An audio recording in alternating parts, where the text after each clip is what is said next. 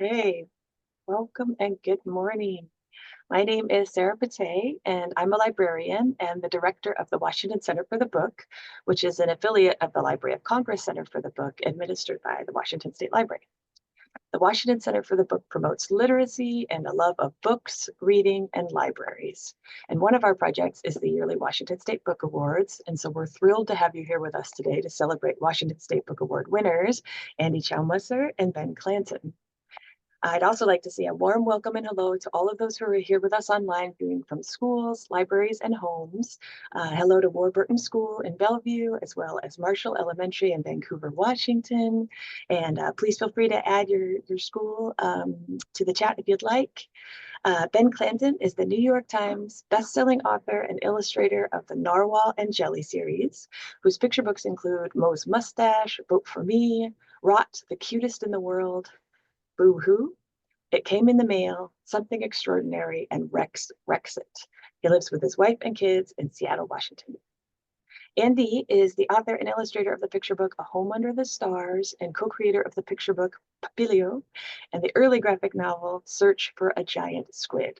Andy lives in Seattle with his wife and 2 cats. He proudly identifies as mixed race Chinese American.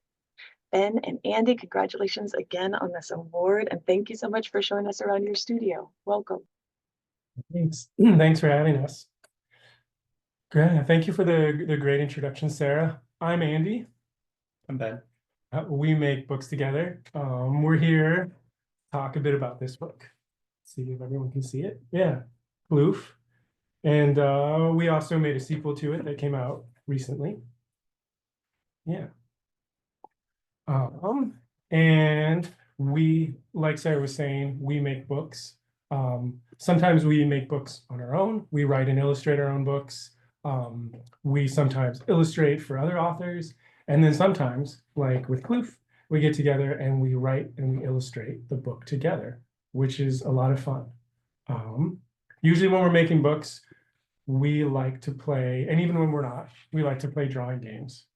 Ben, should we start out with a drawing game today? Absolutely. Sounds great to me. Yeah. Love drawing games. We're I'll go and bring up a fresh sheet here. Let's do it. We're just playing a bit of a shapes game to begin with.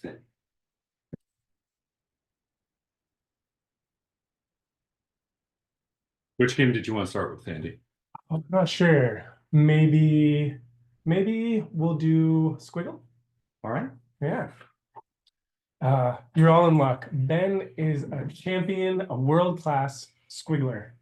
His doodles are just known all over the world for their depth and complexity. So if we were in person, I would ask you all to give Ben a round of applause and to hype him up. But we're just going to imagine you clapping for Ben, and we're just going to sit back and watch him work his magic. Oh, I'm getting some cheers here. Oh, there we go. Thank you. All right. So the first thing, of course, you need to do is to feel the paper, Very to get important. to know it. Maybe even listen to it for a while. Hear if it's telling you anything. Ooh, really? Huh. Oh, okay. Yeah. I'm not going to repeat that. Let's give it a sniff. One of the most important parts. Yeah. Okay. Now for the marker. Here we go. Oh, finger exercises. Oh, yeah. Yeah. Warm up. Fingers warmed up. I encourage any of you who want to draw along with us today, grab some paper, something to draw with, something to draw on. And here we go for the squiggle. Here it is. I'll do a little drum roll. There we have it. Wow. It's pretty incredible. It's the masterpiece. Thank you. Yeah. Thank you. Are we done? Yeah, I'm Is this it? pretty sure that's it. Okay. Yeah. I guess maybe. Thanks for joining us today. Yeah, We'll be signing off now. Yeah. Wait, I think we were gonna talk about some other things. Okay. Yeah, maybe talk about storytelling and do some more drawing. Sounds good to me. Yeah. I always have to draw more. So are we adding more to this or? Oh, that's right. We were going to play the squiggle game, weren't we? So step 1 in the squiggle game is you get a friend to draw a squiggle for you. And then step 2 is the both of you, or you can play this with as many friends as you want, get to turn this into something. And so I'm going to take a look and see if I see anything. And, I think I see a creature here. So I'm going to add some eyes. I see where you're going with this. Maybe some heart eyes today? I don't know. Oh, what's it got hard eyes for? What's happening? Oh, I'm not sure. Maybe it'll unfold as we draw. But this character definitely sees something that it likes. I just want to make sure everyone can see the paper all right. They're able to see what we're drawing. Can you give us just like a thumbs up if that's working? Great. Super. So we got our eyes here. It's very happy about something. Hmm. Clearly, it is some sort of banana. Oh, you're right. Yeah. It's classic banana shape. So I'm going to add some banana ears. There we go. Big long banana ears. Yeah. Yeah. And then A banana nose too. that's right. Yeah. And a little banana mouth. Maybe some banana whiskers. Yep. That's looking a lot like a banana. Yeah. What else do bananas have? Whoops. Maybe some banana arms or legs. Perhaps a cute banana tail. Yeah, let's see here. Maybe this will be one of the bananas. Of course. Here. And the tail. There we go. Something like that for banana tail. Maybe some little banana paws.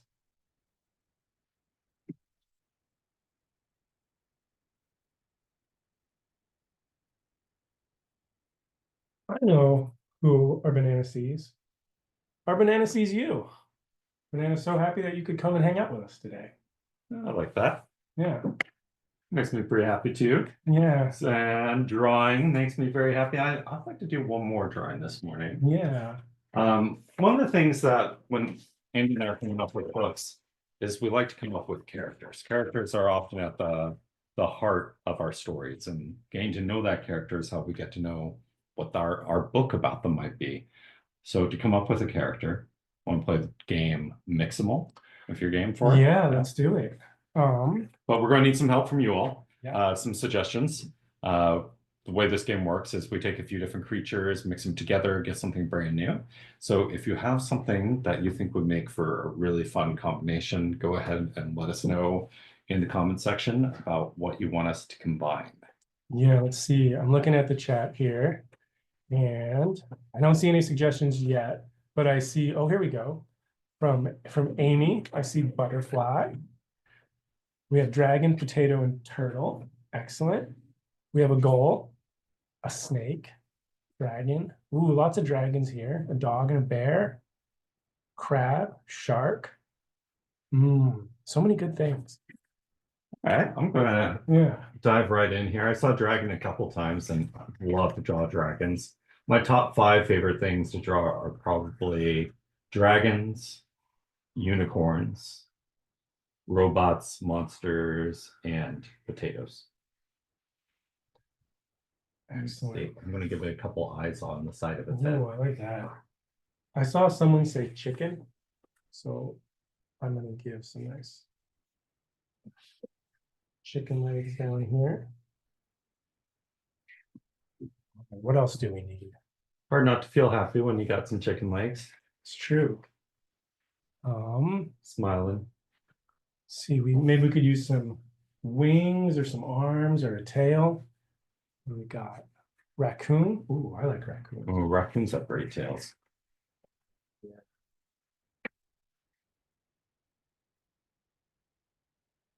Hold on a moment. And so we also had, axolotl. Ooh, I'm gonna add some of those like full fringe things on the axolotl. ooh, I like it. Very nice. Very fitting. Okay. So maybe some arms or wings. Let's see, something that has some fun arms or wings. Oh, shark fins.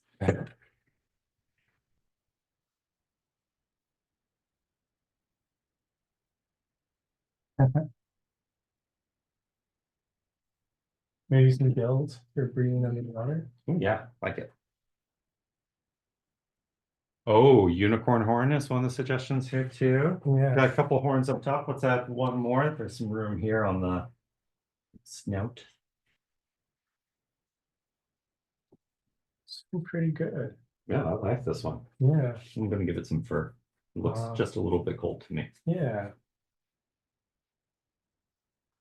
Maybe that's Hmm. just me feeling a little cold this morning. Should I put on our heat? We have here in our studio, we have a little radiator back here that sometimes we plug in, but maybe we're okay right now. I'll get warmed up here. It's starting to get more warmed Yeah. up. Did promise a little bit of a look around too. Oh, but first, before we do that, coming up with a name for this character. We mix and match some different creatures together, and we got something I've never seen before. It's true. That's what I love about this game, is that you just never know exactly where it's going to take you. Ooh. And now to come up with a name, we can mix and match some different names together. Could even take the names of the creatures. So, for example, we had dragon and raccoon and chicken. Mm. Um, Coon again. Ooh, what if we take raccoon and chicken first? Yeah. Rickon Rickon. I like that. feels like a Rickon. A Rickon. Yeah, I've only known a few Rickons. Definitely a Rickon. Definitely a Rickon. And then the dragon somehow in there, and a shark. Yeah. Drark. Dark. Rickon Dark. Rickon Drark, the fifth, how about? Yeah, sounds like a wizard's name. Kind of does. Maybe this is a spell that went awry at some point. Looked a lot like Andy to begin with, and then got hold of a magic wand, and things went awry. Yeah. Things got pretty wild there. You know, Rickon Dark. but seems happy about it. Yeah, you know. Has accepted the change. Seems like, you know, you can go swimming, maybe some flying capabilities. I wouldn't be surprised if our creature could breathe a little bit of fire. Yes. Yeah. Would that raccoon tail help them with the flying? Be like a little Mario tail. Oh, Yeah, a little that's fine. helicopter. Yeah. Ah. So we have the start here of a character, and Mhm. it's by asking questions like this, playing around, that we begin to get to know who they are. Often we'll spend, I don't know, years even Yeah. trying to get to know a character before we find out who they are and what their stories might be. Yeah. All right, should we take a break from drawing for a second and do a little studio tour and then come back to this? Sure, Yeah. sounds good to me. This is Let's a see. studio that we started working in, no, what, half a year ago, thereabouts now? Yeah, I think end of last summer. And it's almost shaped like a pie, a little bit, kind of like triangular in shape.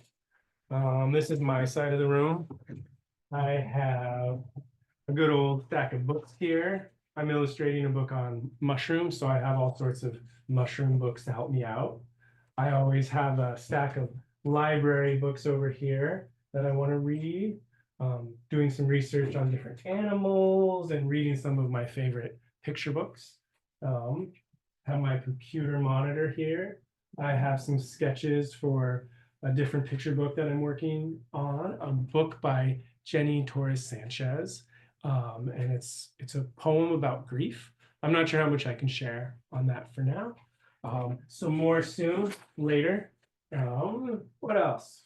I have brushes and pens. I have this little guy that I got on a trip to Japan, and I think it's a little mountain with arms and feet. I like that a lot. One of our friends, Oliver, made us sculptures. He made this little Ploof sculpture, which I like a lot, so I keep it on my desk. I've got more supplies over here. We have a bookshelf. Let's see, pull this easy down. I'm just gonna lean it against this chair. Got a bookshelf, some of our books, some books we're reading.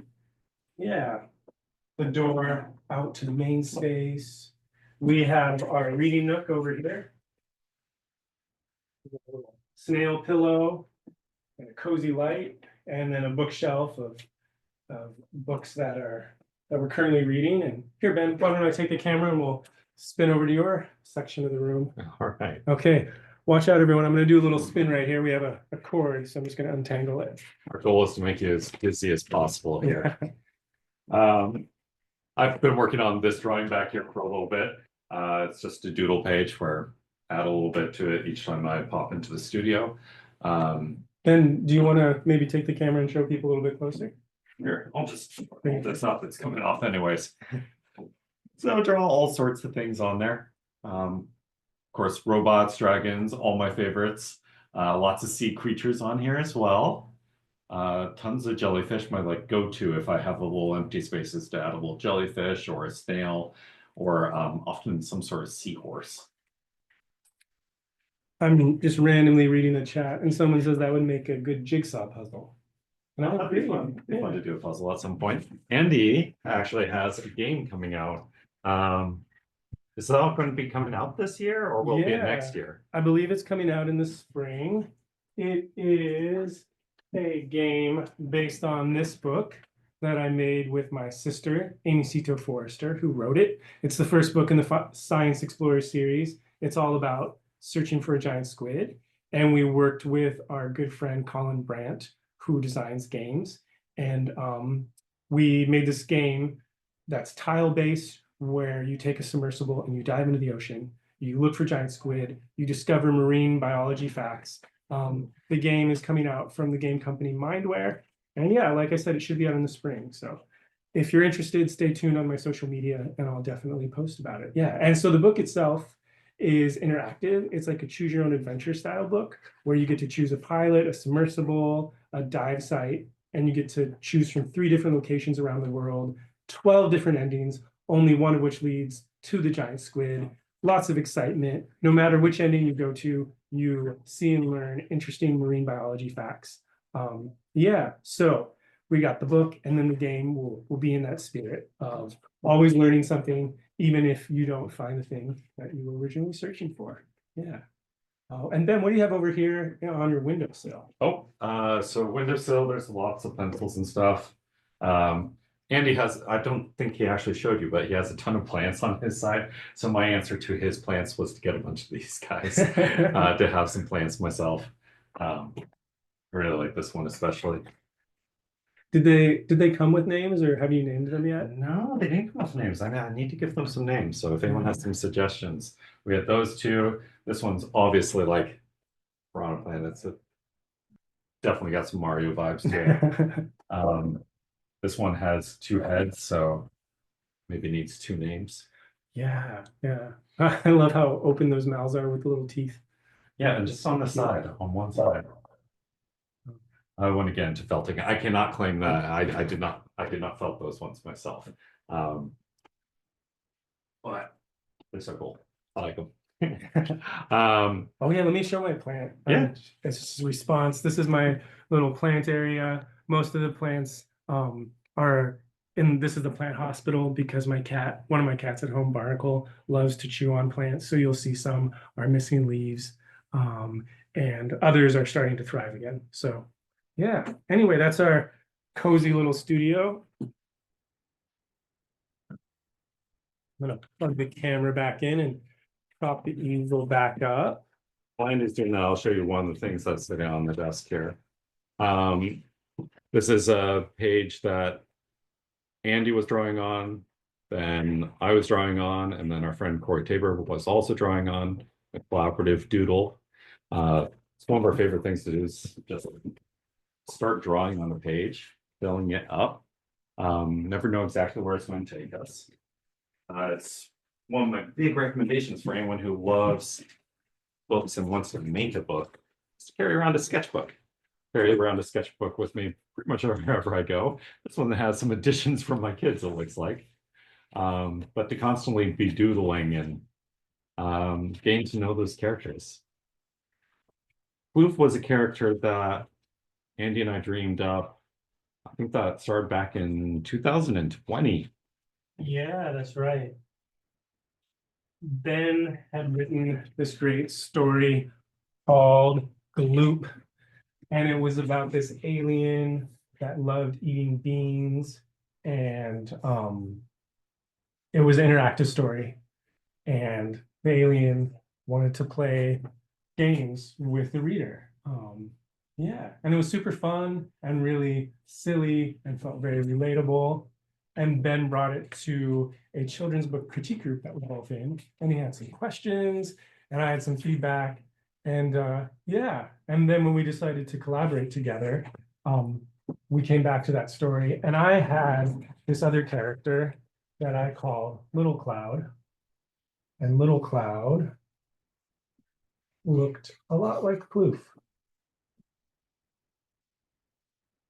The moment I saw Little Cloud for the first time, I was just so attached to the design that Andy had for it. And there's something about the feel of that character and the feel of Gloop that just kind of felt like it worked well together. Yeah, yeah. There were so many like aspects of Little Cloud and Gloop that felt like they worked together. Like for instance, Gloop likes to shapeshift, and that seems so natural for a cloud. And then part of Little Cloud's character is that Little Cloud wanted to be like the big clouds, and Little Cloud followed their older sibling, the big cloud, around, and wanted to paint a rainbow and wanted to create a storm. And so once we combined these two characters, stories started coming out of it really quickly. And it felt like there were so many different directions we could take it. So many of the themes that we first wrote about came up again, of Little Cloud wanting to paint a rainbow. At that time, it was, of course, the start of the pandemic. And we started talking about like the types of books that we would want to read, or that would be helpful maybe to readers, or that would be comforting. And we thought books that touched on some social emotional learning topics could be like a really like useful books. Yeah, like a character that could be your friend too, then spend time with, which was part of what we were enjoying about the process of working together. We have a couple questions here that we've missed. One of which is, how did we meet, start working together? I remembered a tidbit, forgot to share, which was that the space that we're in was actually a library once. This is an old Carnegie library, and we're in the area where some of the children's books apparently were at. It's a shame that it's not currently a library, but it's nice to be able to make some books in a space that was. Yeah, totally. Hopefully some of that magic will rub off on our artwork. Yeah. Let's see. What should we do now? Should we do some more drawing? Should we talk about storytelling? Should we talk about how we made Ploof? What do you think? Yeah, so we're talking about characters bit. Want to share about what's upcoming for Ploof, or draw it out? Yeah, let's do it. So Ploof has at least one more book we're really excited about, and we're going to be working on it this spring. It's titled Plant with Ploof is what we're working with for that, in which Ploof grows a garden, something that is another thing that Andy and I share interest in, is plants and growing, even though mine obviously here are not exactly your typical plants. I grew up on a small farm, and then Andy, you have experience too in your family of oh yeah, growing, right? My dad is a professional gardener, and so is my uncle. So I remember growing up and my dad would tell me all about plants, and I didn't want to hear about it at the time. And then I don't know, at some point I just started spending more time outdoors, and I love it. So now when I get together with my dad and uncle, we talk a lot about plants. Let's see. So in the next book, the third book in the Ploof series, Ploof wants to plant a garden. So Ploof finds some seeds, all different kinds of seeds, and plants them in the ground, and has to wait to see what they're going to turn into. And it's your job, or whoever picks up the book, to help Ploof with this, to see about what's needed to grow that garden, and see what happens with it. I wonder what sort of plants we could have coming out of these. I am antsy to see, so I'm just going to go ahead and have one of them pop up. Very swirly whirly one. Of course, plants don't typically grow as fast as this.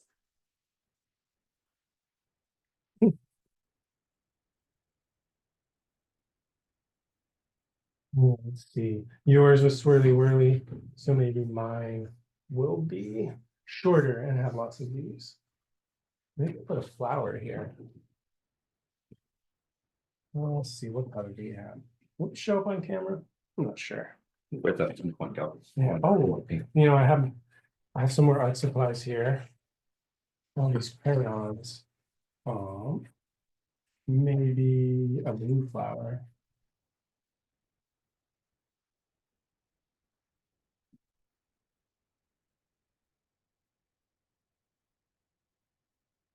Andy, I shared about my favorite things to draw. What are some of your favorites to draw? Yeah, that's a great question. I also like drawing robots, and I like drawing cats, and I like drawing plants, and I like drawing sea creatures. Lately, I've been drawing a lot of mushrooms. I like drawing adventure stories, so like lots of like vehicles that go places. One of my favorite bookmakers when I was a kid was Richard Scarry, and I really loved cars and trucks and things that go. Yeah. And Read that book so many times. All three of my kiddos have been way into cars and trucks and things that go. oh, they have good taste. Oh, and then Finding Gold Bug. oh yeah, on every page. Yeah. And then of course, Go Dog Go by P.D. Eastman was another favorite. Ben, do you remember any of your favorite books from when you were a kid? Oh, I wonder if anyone's heard of this one. It's called How Drufus the Dragon Lost His Head. It's by a guy called Bill Peet. He did like 30 books or something like that. He did quite a few. And the other thing that he did was he was an animator, worked at Disney, and he did the storyboards, the rough drawings for films like 101 Dalmatians and Sword in the Stone. And Drufus, though, the book that I love so much, it's about this dragon who's not very good at being a dragon. He's vegetarian, very friendly, just wants to be helpful. It's kind of everything I want to be.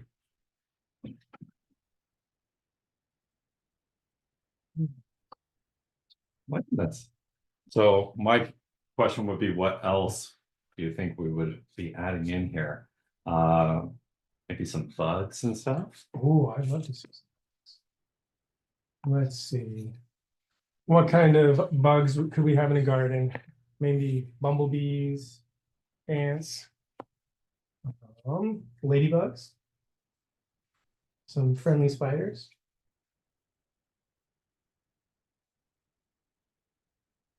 One of the books I'm working on next is about a spider that wants to catch a human. What happens? Well, she's very small. Other spiders don't think she can do it. I'm so curious to know what happens. When does the book come out?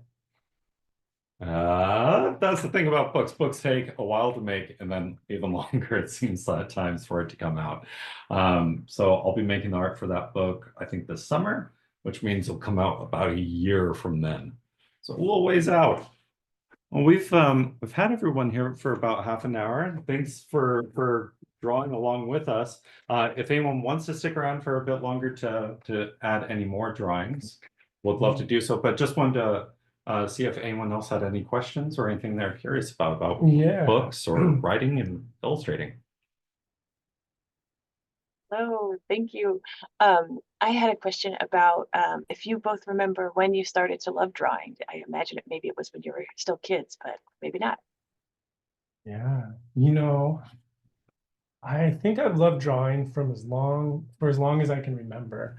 I definitely remember when I would get bored working on like homework, and I would just draw on the margins. And I remember that my parents would give me lots of printer paper that was like connected, so it would make these big long banners, and I would draw like really big long scenes on it. Yeah, so I think I remember always loving to draw. Learning to write and tell stories. I always loved that too, but that took a bit more practice. Yeah. Ben, how about you? Do you remember when you first learned to love to draw? Yeah, I've definitely always enjoyed drawing. It never occurred to me really as a kid that it was something I could continue doing for a lifetime. So glad that that is a thing, and get to make stories. Um, Books, though, books I had a bit of a mixed relationship with to begin with because learning to read was really tough for me. It took quite a while, but being read aloud too uh, helped me get there, as well as books that have oodles and oodles of pictures, which I think is one of the reasons I'm drawn so much to continuing to make books that have lots and lots of pictures. We've got a few more questions rolling in. And there was an earlier question I missed, which was, where do you check books out from? Which library? Oh, yeah, let's see. I use a variety of different branches in the Seattle library system. The Northgate one, the Northgate branch is pretty close to us. Or actually that's pretty close to me where I live. And then I often go to the one in Ballard, is this a little bit closer to the studio. Yeah. Yeah, that one's just like a block away from us here. Yeah, it's really nice to I always make sure that my books, I check them out very quickly and return them on time. So yeah. Very nice. And another question is, how many books total have you written? Oh goodness. I think I've written and illustrated 30 some. I'm not sure how many of those are ones that I wrote and illustrated. I've done a mix. Sometimes I illustrate, sometimes I write and illustrate. Very rarely I've written and someone else has illustrated. And then one of my favorites has been collaborating, where we're both doing the writing, both doing the illustrating. One of our next ones up is one in which we got involved with our friend Corey Tabor too. The three of us worked on this one, Papilio. Yeah, I think I'm at 4 or 5 right now, and more to come. So, yeah. And then I've Awesome. illustrated a few as well. Yeah. Very cool. Another question we have from the chat is, does a character have to be simple for people to like it? Ooh, I don't think so. I think that, ooh, well, it seems like there's so many ways that you could answer that question about what it means to be simple. I guess the character design could be simple or complex. The emotional journey of the character could be simple or complex, and also like the kind of story could be simple or complex. Yeah. Ben, how do you like to think about that? Sorry, I'm getting so caught up in adding things to it. So does a character have to be simple? No, I think there are all sorts of lovable characters, and they can look many different ways, and we're all drawn to different things. I'm often drawn to like visually styles that are very different from mine. So I have a very cartoony style, and it's very expressive and emotional, but I also really like Carson Ellis. I love her art, or Isabel Arsenal, which you know are different styles, but I find as compelling. I think I think there is something as far as compelling when it comes to simplicity, as far as with like Ploof, we wanted to get to the heart of how Ploof was feeling.